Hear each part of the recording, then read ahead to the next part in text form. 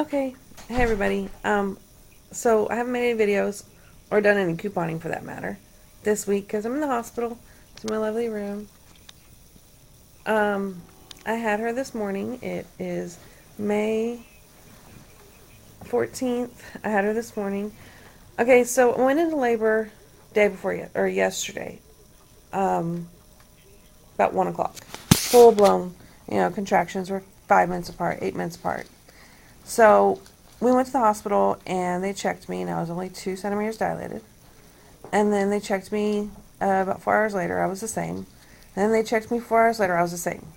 But my contractions were back to back. So the doctor said, let's see if we can rest and see if, being hydrated and resting and everything will help see if it's labor or false labor.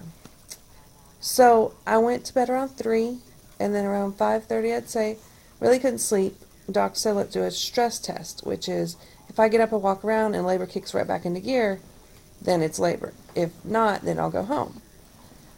Labor had never really stopped, but it did slow down quite a bit. But once I got up, not 10 minutes after getting up, I had to lay back down.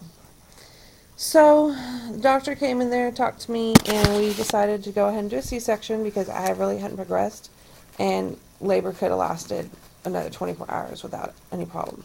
And then again, but she's fine. So if a baby has fluid in their lungs and the mama pushes them out normal, which I usually do, but this one I didn't, my pressure when pushing will push that liquid out of her lungs. But because she was born C-section, that didn't happen.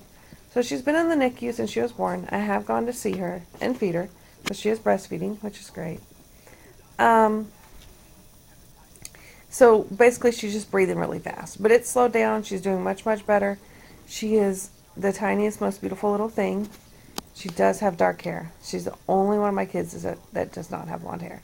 I cannot believe my husband was right.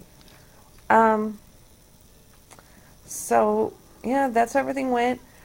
I think the worst part was the 18 hours of contractions because they didn't want to give me the epidural too early just in case it was false labor. And the medicine they did give me wore off so quickly and irritated the baby. My contractions come harder and faster when I did get pain medicine.